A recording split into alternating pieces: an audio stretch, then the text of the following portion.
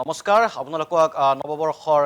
শুভেচ্ছা জ্ঞাপন কৰিছোঁ ৰাজ্যৰ লাখ লাখ কৰ্মচাৰীলৈ মুখ্যমন্ত্ৰীয়ে উপহাৰ আনিব মুখ্যমন্ত্ৰীৰ ঘোষণা কেইটামান উল্লেখ কৰিব বিচাৰিছোঁ দেশৰ প্ৰথমখন ৰাজ্যৰূপে গঠন অষ্টম ৰাজ্যিক দৰমহা আয়োগ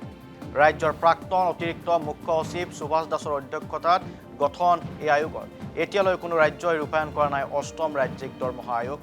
৩৭ লক্ষাধিক অৰুণোদয় হিতাধিকাৰীলৈ মুখ্যমন্ত্ৰীৰ আন এক উপহাৰ ২০ ফেব্ৰুৱাৰীত একেলগে পাব ৮,০০০ টকা ৪ মাহৰ অৰুণোদয় সহ পাব বিহুৰ বিশেষ উপহাৰ ল'ৰাৰ বাবেও ৰাজ্য চৰকাৰৰ বিশেষ উপহাৰ স্নাতকোত্তৰ ছাত্ৰৰ বাবে প্ৰতিমাহে দিব ২,০০০ টকা স্নাতক অধ্যয়নৰত ছাত্ৰক প্ৰতিমাহে দিব ১,০০০ ধন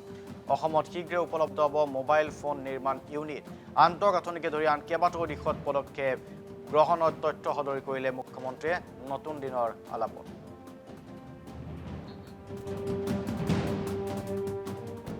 কেন্দ্ৰীয় চৰকাৰে ইতিমধ্যে অষ্টম দৰমহা আয়োগ গঠন কৰিছে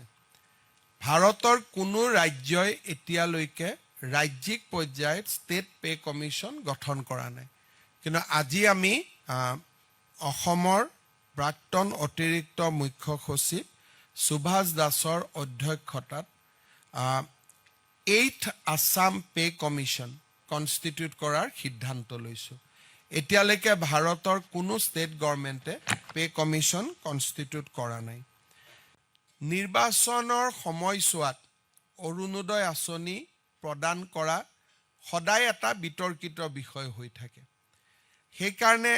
কেতিয়াবা বিৰোধী পক্ষেও আপত্তি কৰে যে ইলেকশ্যন চলি থাকোঁতে কিয় অৰুণোদয় দিলে আমি যাতে বিতৰ্কৰ ঊৰ্ধত থাকিব পাৰোঁ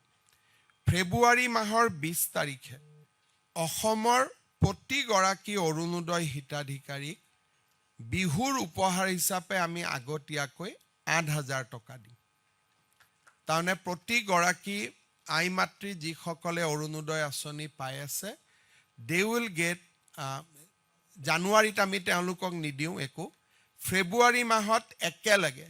ফেব্ৰুৱাৰী মাহৰ ২০ তাৰিখে একেলগে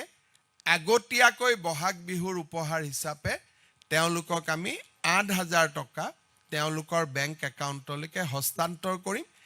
তেতিয়া আৰু বিহুলৈকে তেওঁলোকে সুন্দৰভাৱে তেওঁলোকৰ বিহু পালন কৰিব পাৰিব মই আপোনালোকৰ জৰিয়তে অসমৰ আই মাতৃ সকললৈকে এই সুন্দৰ উপহাৰটো ঘোষণা কৰিব খুজিছোঁ আমাৰ ছাত্ৰসকলে অলমষ্ট এটা নীৰৱ আন্দোলন কৰিছে যে তেওঁলোককো বাবু আঁচনি এটা লাগে আজি আমি এই ধৰণে আপোনালোকক জনাব খুজিছোঁ যে পোষ্ট গ্ৰেজুৱেট পঢ়া ছাত্ৰসকলক আমি ফেব্ৰুৱাৰী মাহৰ ১ তাৰিখৰ পৰা মাহত ২,০০০ টকাকৈ আগবঢ়াম আৰু গ্ৰেজুৱেট পঢ়া ছাত্ৰসকলক আমি মাহত ১,০০০ টকাকৈ আগবঢ়াম প্ৰথম বৰ্ষৰ পৰা এই বছৰ আমি TDC আৰু PG ফাৰ্ষ্ট ইয়াৰৰ ষ্টুডেণ্টবিলাকক বা ষ্টুডেণ্টসকলক এই আঁচনিত আমি সামৰি ল'ম এই আঁচনিখন সকলোৰে বাবে মুকলি নহ'ব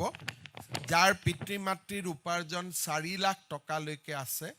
তেওঁলোকৰ বাবে এই আঁচনিখন দিয়া হ'ব বিল' 4 লাখ চৰকাৰী চাকৰি